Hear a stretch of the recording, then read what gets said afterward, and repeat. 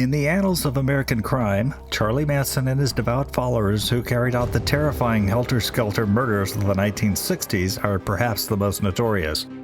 Two of Manson's followers who lost their grip on reality were these two women, Lynette Fromme and Sandra Good. Fromme tried to take out President Ford during his visit to Sacramento in September 1975, but lacked basic knowledge of the operation of her gun to carry out her insidious plot. This gravesite within the historic Sacramento City Cemetery does not stand out as different, but it has a bizarre and mysterious connection to the two Manson followers. Stay tuned for some creepy history.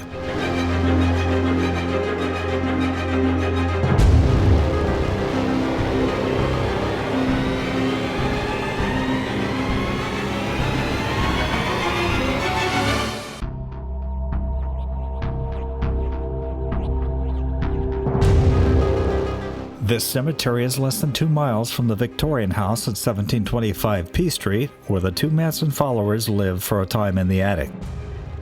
The two moved to Sacramento in 1973 to be closer to Manson, who was incarcerated at Folsom Prison at the time. There's not a lot of available information about this photo of Lynette Fromme and Sandra Good, which apparently was taken for a German magazine. But if you pay close attention, the two oddballs are standing on the grave of Jacob Heintz and his wife Julia, with Lynette Fromme pointing to something on the ground. It remains a mystery to me why the infamous Manson girls chose to stand on Heintz's grave. My theory is the grave slab was broad enough to stand on and was conveniently located to the cemetery gate at Broadway and 9th Street. It's really kind of creepy being here, standing on the same place where two of the Manson family members stood. Lynette Fromme, who took aim at President Ford in 1975, and Sandra Good, another whack job. For some reason, they wanted to pose here for some magazine. We're not sure, but they were, I think, pointing right here to this marker of father. Who knows why? If you look at the foreground of this photo, you can read the word Nold and Carolyn. The graves are that of Charles Nold and his mother, Carolyn Nold. Some history about Jacob Heintz. He started out life in 1840 in New York. He was in the hotel business in Memphis, Tennessee at the outbreak of the Civil War, but refusing to fight for the Confederates, he sailed to California. Allegedly, he paid another man $44 to take his place in the Confederate Army, which was an accepted practice back then. In Sacramento, he opened a barber shop in the City Hotel. He also served as a license collector under two sheriffs and then ran for sheriff on the populist ticket. Jacob married New York native Julia Kiefer in 1863. Before his death at the age of 56, they lived on 200 acres near Dewey and Winding Way in Citrus Heights. In the world of Fromme and Good, air, water, trees, and animals were more important than human life. They started a group called the People's Court of Retribution, which aimed to take out leaders and business executives they believed were contributing to polluting the earth. That's primarily why Fromme decided to make the attempt on Ford's life. All right, I look around at the world and I see that it's being destroyed. I see that the media is being used to project madness into the minds of people. But isn't it madness to go out and kill people and butcher them? There is a lot of madness. Do you ever feel any personal guilt or remorse or repentance over the people who are dead from the Charles Manson family? I'm proud of my family. How did these two women get mixed up in the insane world of Charles Manson? Fromme was a college dropout, addicted to alcohol and drugs in 1967 when she met Charles Manson at a bus stop. Manson looked at her and said, "Your parents threw you out, didn't they?" Fromme believed that Manson was a psychic, so she followed him, even though he just got out of federal prison. She became the second member of what would become the Manson family. Fromme found Manson's life philosophies appealing. She lived with the Manson family at Swan Ranch, where they worked for their keep, and at the Barker Ranch in Death Valley. Fromme lived in Stockton in 1972, where her associates were involved in a homicide before she moved into a Sacramento apartment with Sandra Good. The two wore robes and changed their names to symbolize their devotion to Manson's so-called religion.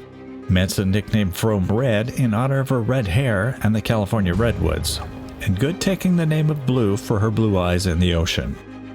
Sandra Collins Good was born in San Diego in 1940. She studied at 3 colleges but never received a degree. She joined the Manson family in April 1968 and within a few months moved to the Swan Ranch. She was jailed with Mary Bruner for attempting to use stolen credit cards when the Tate and LaBianca murders took place, but she was back at the ranch in time to get arrested during the August 16th raid.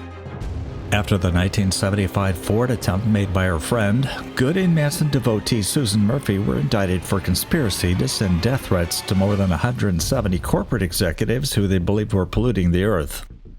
In 1976, Good was sentenced to a 15-year prison term.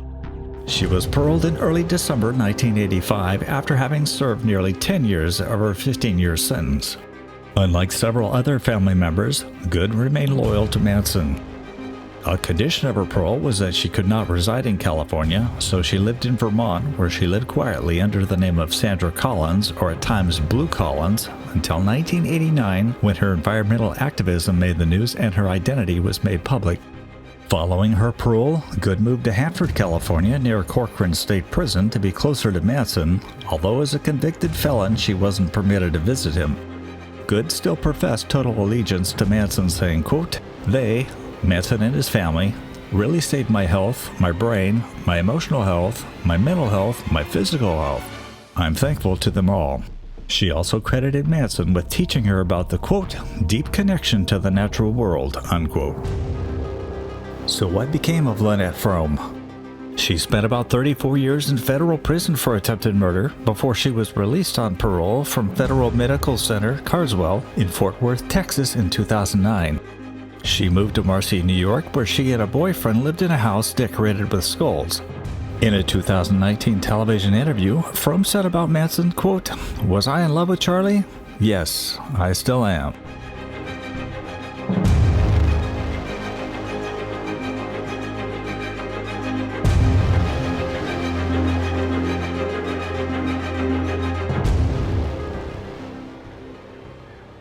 I came across this odd structure made of brick and tile at a grave with a story told on a granite plaque.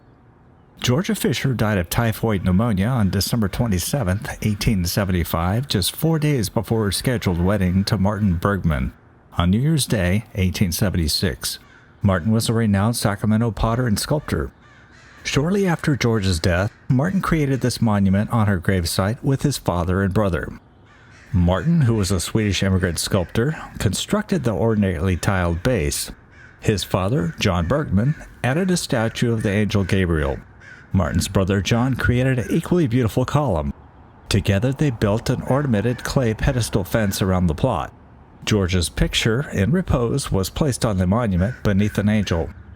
Over the years, however, vandalism, theft, and natural forces have taken their toll on the monument, leaving only a shadow of its original beauty. And that is really fascinating to me, that the tile that was placed there in 1875, 1876, is still there. Pretty bad shape, but can you imagine the years that it's withstood the test of time? But sadly, nothing lasts forever, does it? One more grave to check out. That of Amos P. Catlin, who was a state senator in 1854, introduced the bill to establish Sacramento as the permanent location of the state capital of California. At the time, the state's capital was in Benicia, but previously had been in San Jose, Sacramento, Vallejo, and San Francisco before finally back to Sacramento. Catlin lived from 1823 to 1900 and was a pioneer of 1849. Catlin was born in New York and was a lawyer before he came to California. He formed a law firm in Sacramento and organized the Natomas Water and Mining Company to provide water from the American River for agriculture and mining in 1851.